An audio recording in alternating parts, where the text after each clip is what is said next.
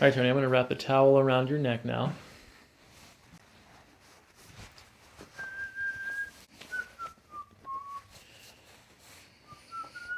Don't worry about a thing. I learned how to do this on the internet.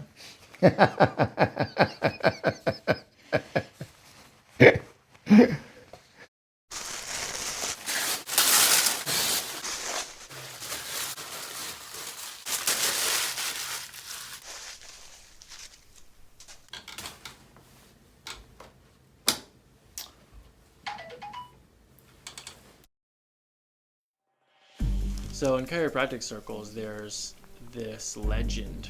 It's like the holy grail of spinal manipulations.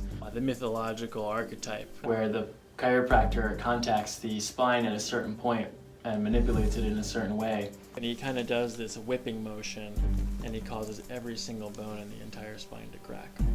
He can crack the entire spine from top to bottom. The entire spine cracks. Wow. Yeah, and then Sounds legendary.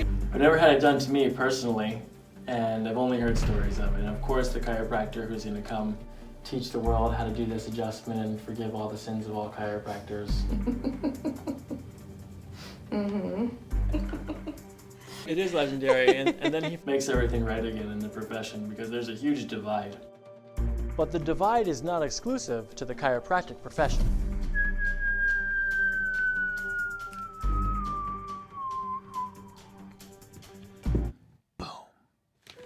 Here it is, Harris Cultor, Divided Legacy, 776 pages. This is volume 4. He's got 3 other volumes, just as heavy and thick and difficult to read. If you're not doing anything for the next 2.5 years, I highly recommend picking up the entire series.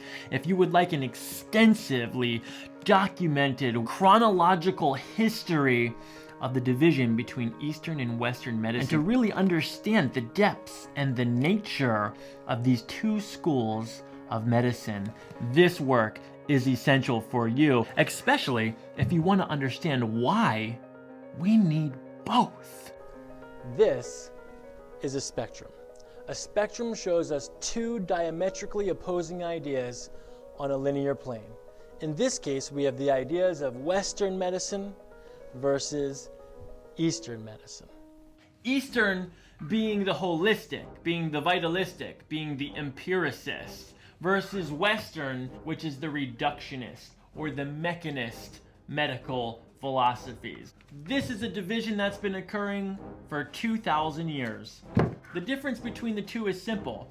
For example, if a patient goes into a Western medical doctor with anxiety, the doctor then reduces the symptomatology, he reduces the human body down to the basic mechanical parts, the neurotransmitters that are out of balance. This is how he then prescribes his medicine. This is how he then chooses the appropriate therapy based in mechanistic thoughts.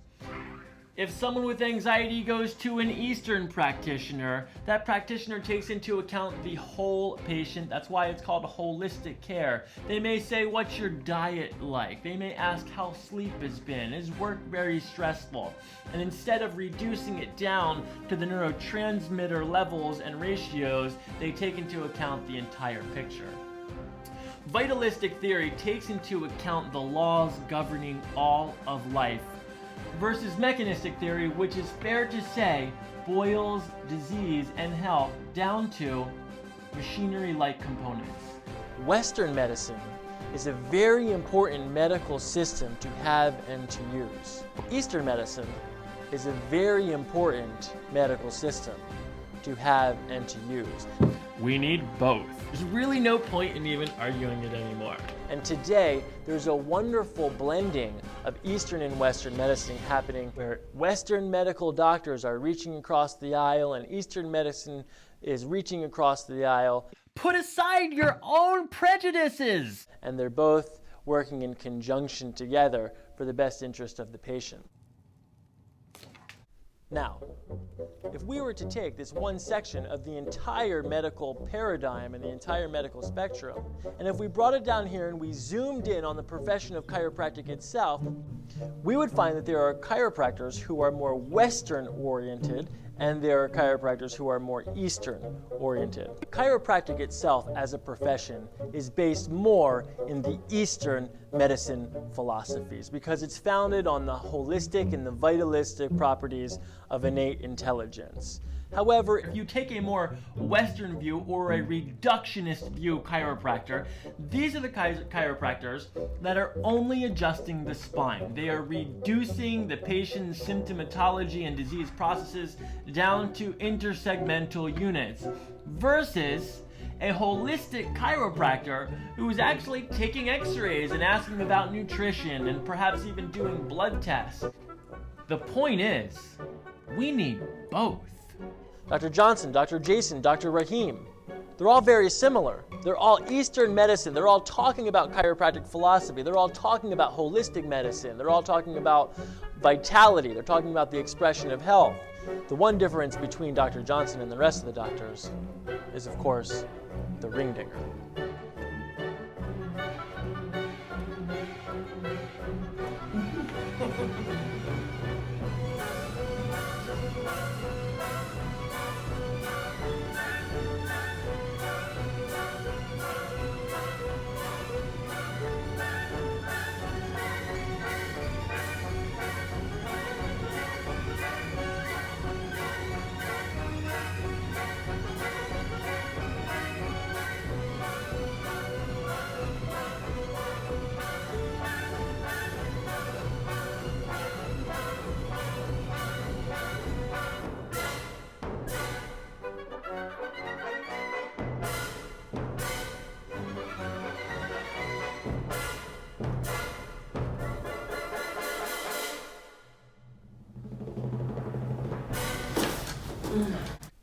This is the one where I'm just going to use these two fingers to kind of lift up right here.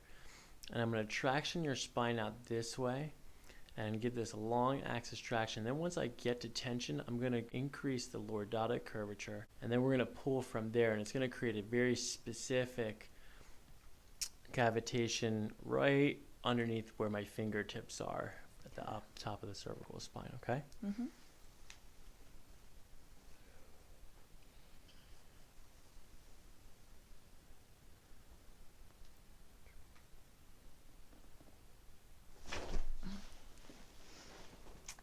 That one's my favorite. So nice and relaxed. We're going to pull this one up like this.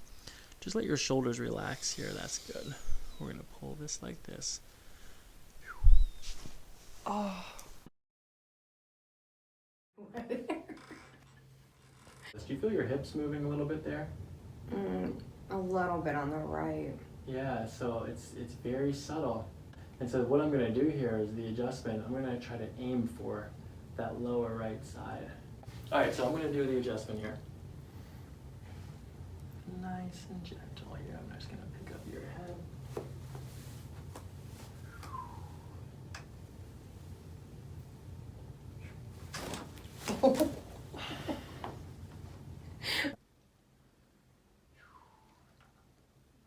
So the location of this adjustment is going to be at the very top of the cervical spine. Nice and gentle here. Nice soft breath in and out.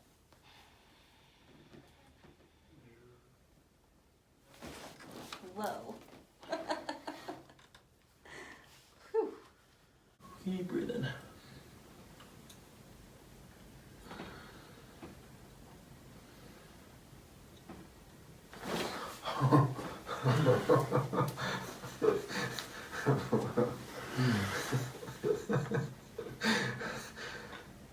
I don't know why I was not expecting that. Because I've never done it before. About anybody? No, I do it all the time. Okay,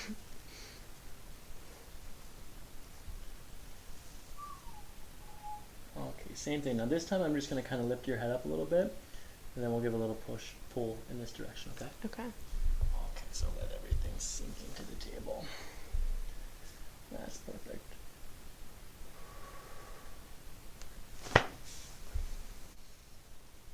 right, a little stretch here.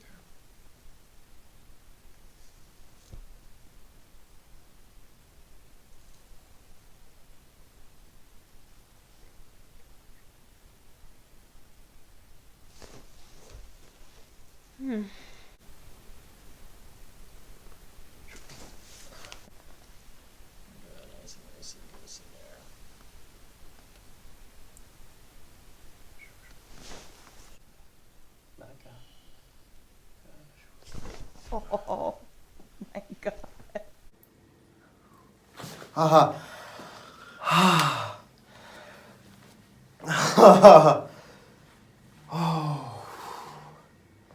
Wow. I feel like a highlighter. Respira.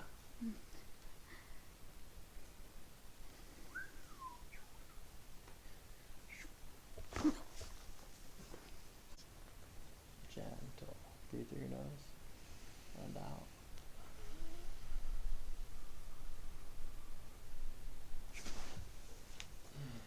Whoa.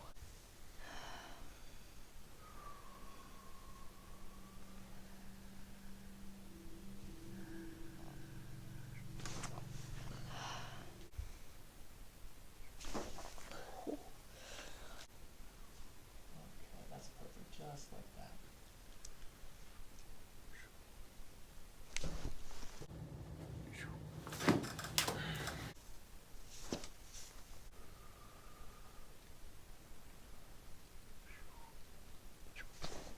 Breathe in through your nose, out through your mouth. Good, gentle.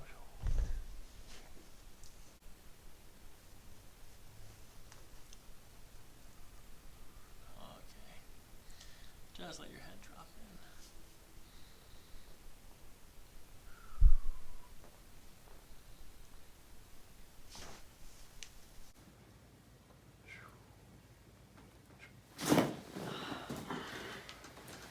Just breathe in and out. Good, nice and gentle, just let it all go.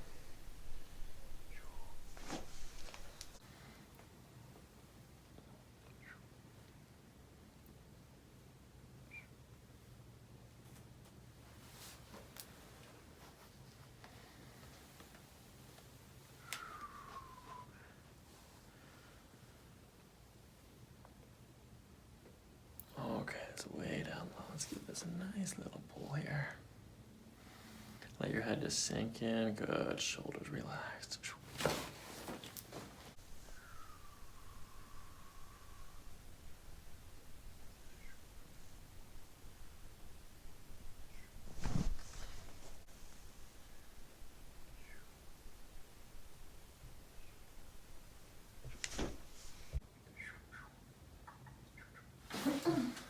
Oh.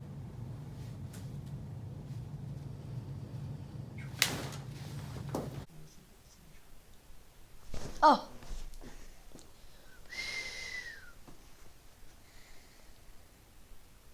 Yep. All the way down.